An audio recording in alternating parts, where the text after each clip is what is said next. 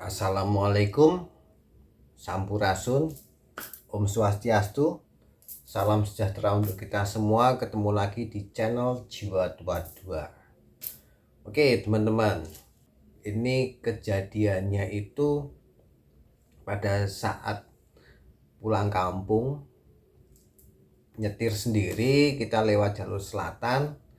Nah dari Banjar itu kita perbatasan Jawa Barat Jawa Tengah itu Banjar, setelah Banjar itu arah Majenang ya mungkin. Nah di situ saya bertemu dengan tuyul dan sosok nenek-nenek berwajah seperti tikus.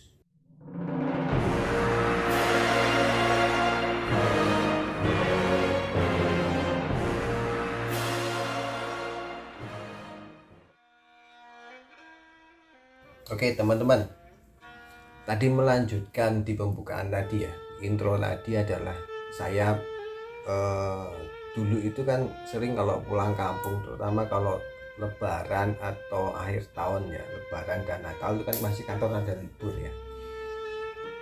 Nah biar dulu sebelum ada tol yang sampai tol tengah itu ya, tol tengah sampai Semarang, sampai Boyolali, Solo itu saya lebih suka lewat jalur selatan. Jalur selatan itu dari Cipularang itu kan 14 terus sampai kita tembus Garut ya, Nagrek, Garut, Tasik, Ciamis itu, terus Banjar itu seingat saya itu adalah terakhir ya, perbatasan antara Jawa Barat dan Jawa Tengah.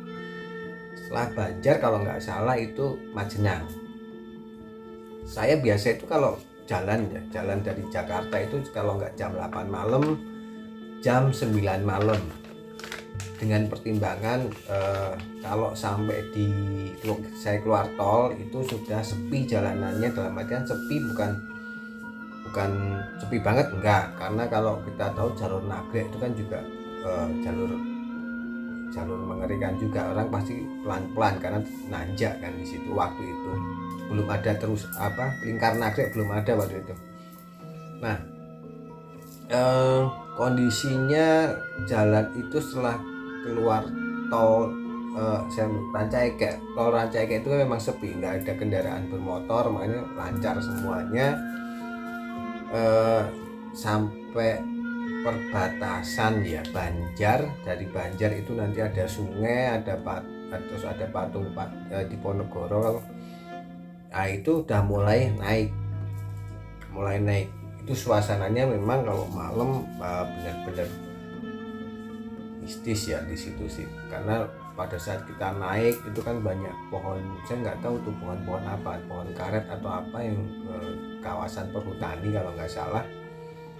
Nah di beberapa lokasi yang naik ada hutan kayak hutan pinus yang itu di pinggir jalan itu, kalau siang itu pasti banyak orang jual kelapa itu, yang kelapa muda itu. Orang kadang istirahat di pinggir jalan, minum es kelapa. Nah banyak warung-warung juga, warung-warung dari bambu, bukan permanen tapi warung-warung dari bambu itu. Nah pas nanjak itu kan memang jalanannya nanjak dan rawan longsor. Pas nanjak itu di satu titik di depan saya itu kan belok gini. Nah pas di belok gini itu ada warung di sini. Ada warung itu, saya melihat ada anak kecil jongkok, gundul, nggak pakai baju, cuman pakai kayak cancut gitu. Itu jongkok di bangku tapi membelakangi jalan raya. Jadi keluarga tidur waktu itu, cuma saya sendirian melek. Kaget karena logikanya ya di situ kan di kayak puncak bukit ya, kayak pegunungan gitu, tinggi di situ kan.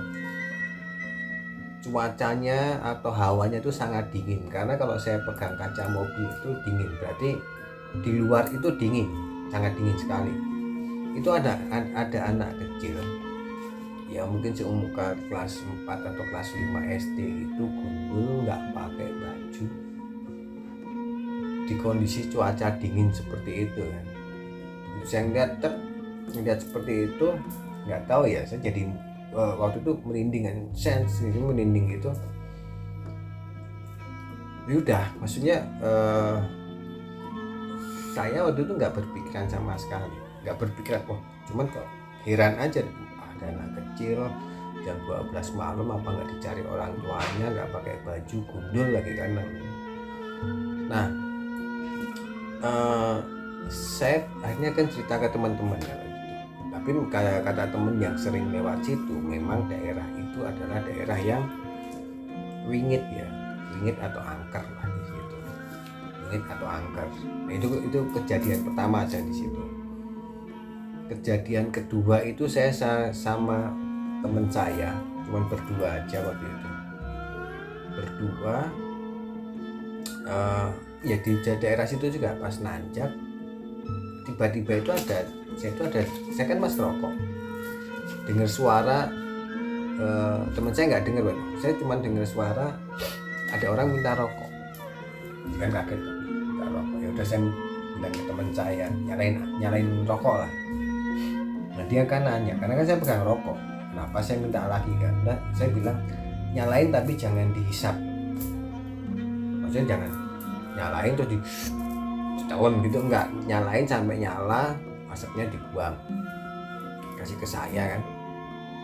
Saya buang keluar tuh, buang ke jendela. Temen saya kaget lagi, ada apa mas? Nggak ada yang minta kan. Nah malam itu tuh kejadian pertama. Kejadian kedua masih di malam yang sama di daerah situ juga, makin naik ada nenek-nenek jalan di pinggir jalan waktu itu. Ya bayangin jam 1 malam ada nenek-nenek jalan di pinggir jalan di pegunungan seperti itu. Langsung kan pikiran kita kan pasti juga langsung aneh-aneh, siapa lagi ini kan. Nah,